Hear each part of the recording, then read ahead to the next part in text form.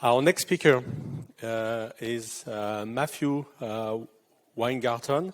He's a PhD student at Columbia University in New York. He specializes in compilers, computer architecture, and hardware-software co-design.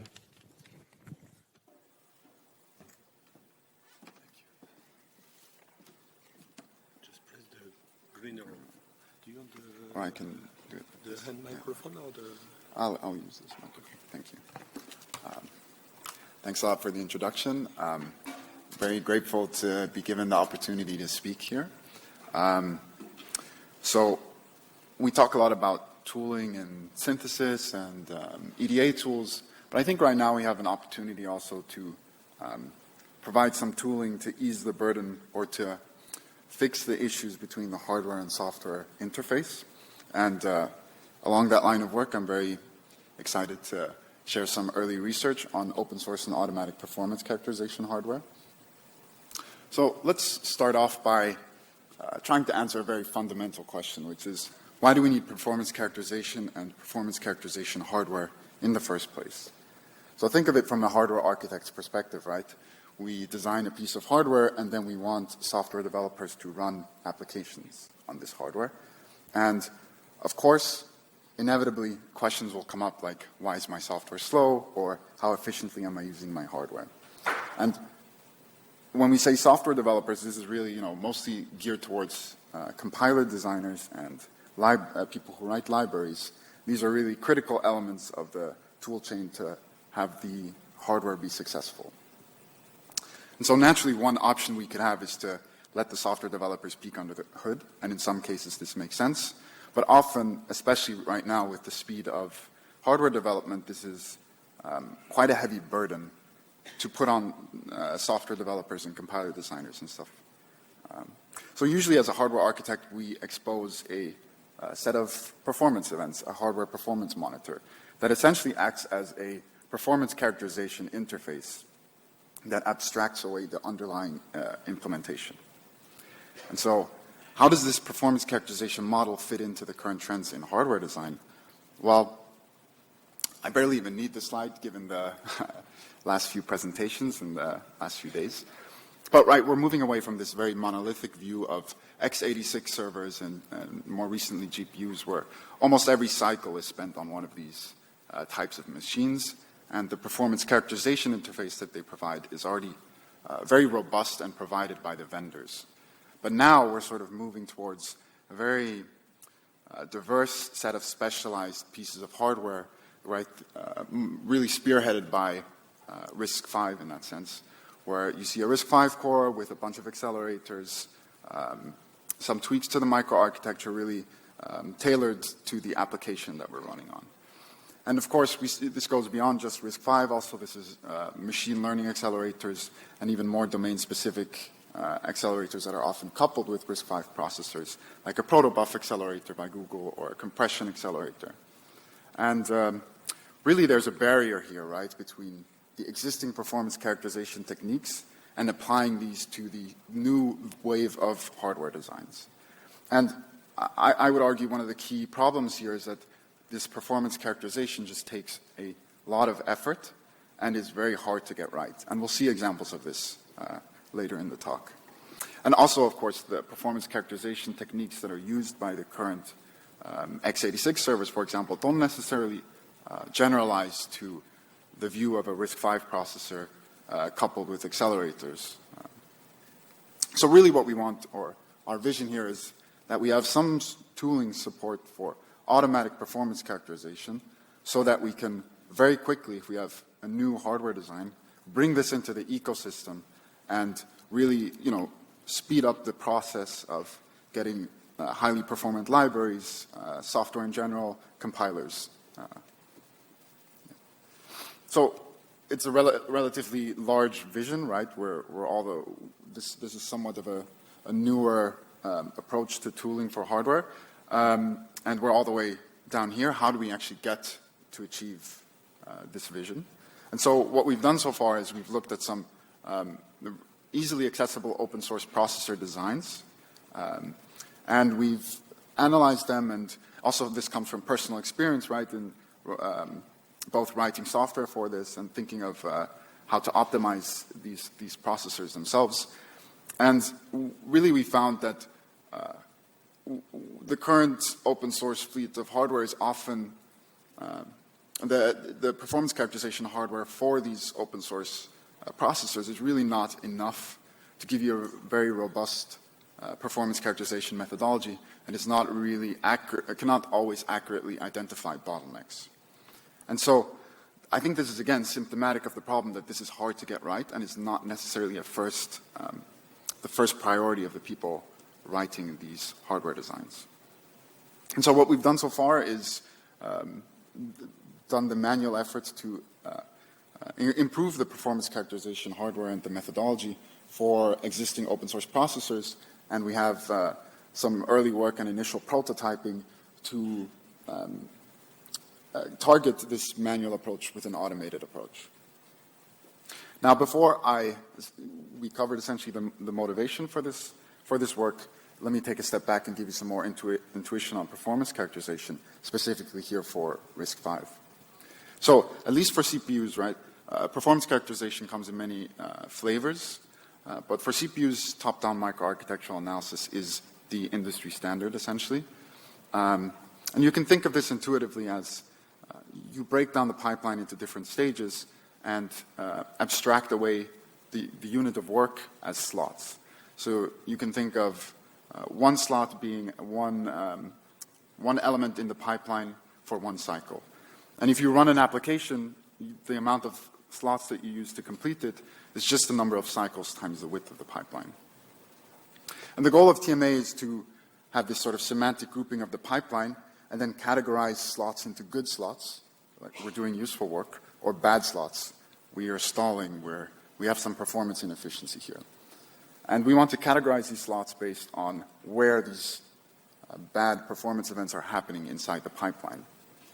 So here we can see an example of a bad slot in the front end or a bad slot in the back end. This could be for a structural stall, a data hazard, anything like this. Maybe a more complicated example is, like, think of a branch misprediction where we think we're doing useful work, but it turns out we mispredicted the branch target.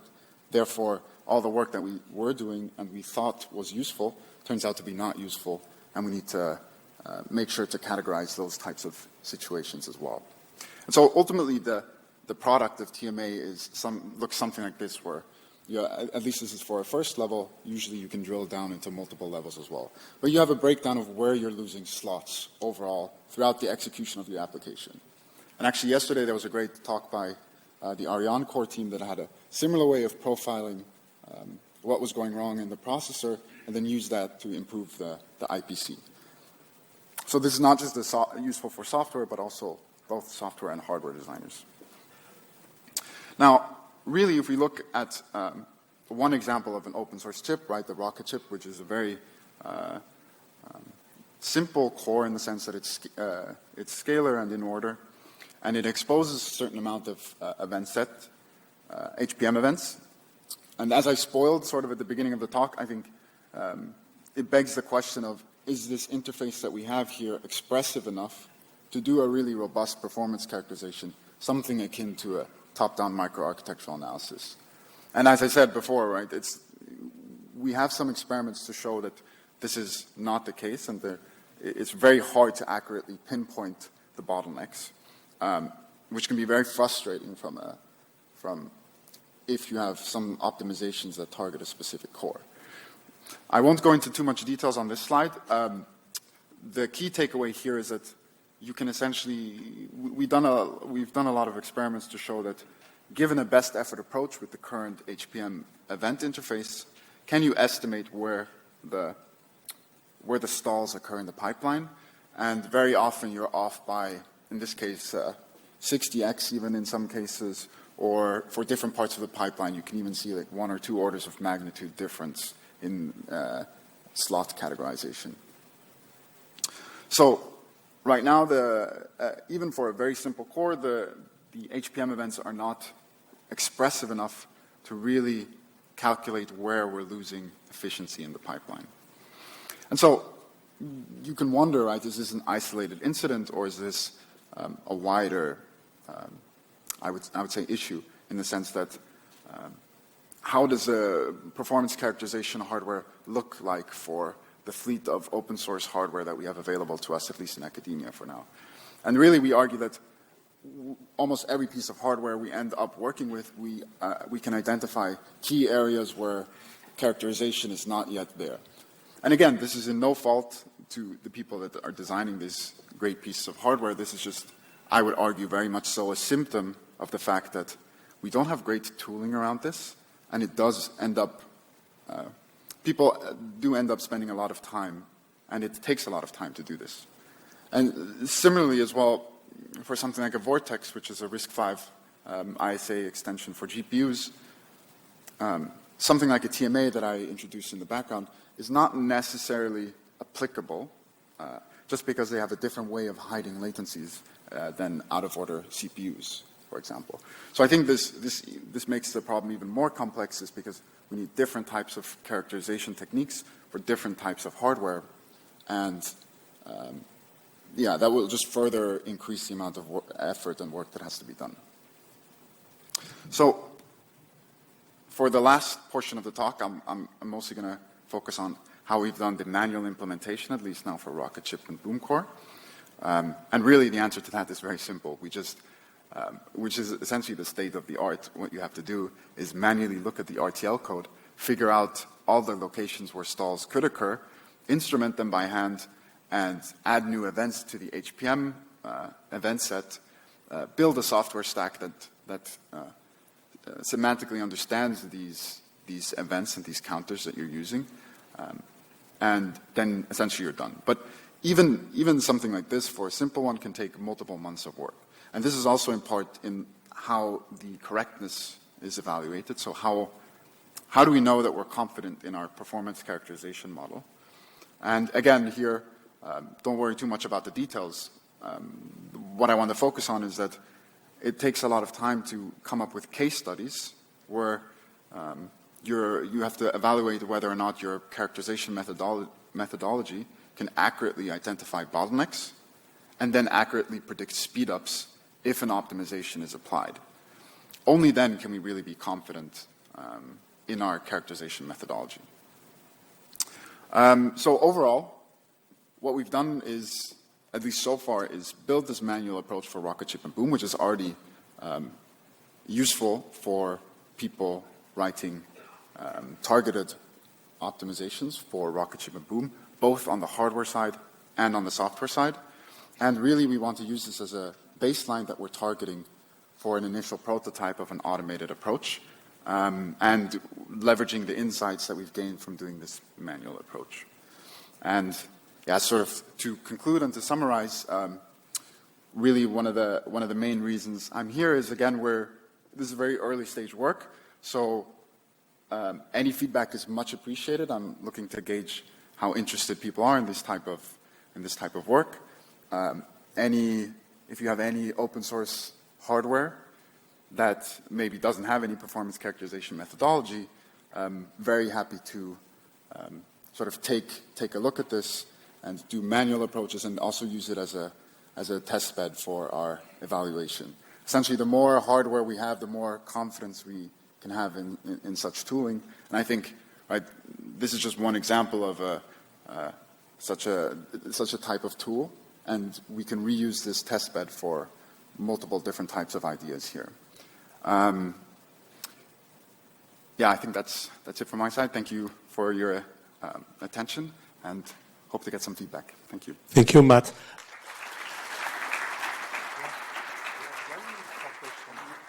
We have 1 minute for questions in the audience. Do we have a flying mic? Yes, we have. Thank you. Do we have a question in the room? Oh. Hi.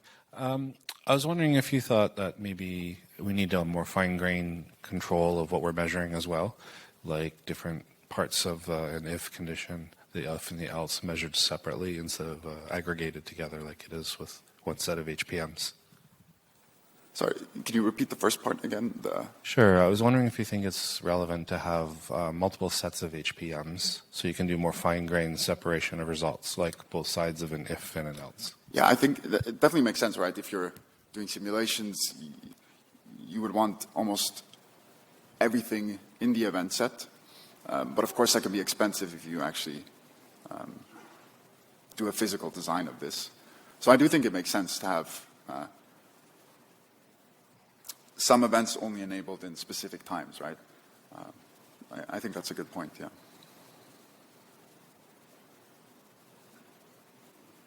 Thank you. Thanks a lot. Thank you, Matt.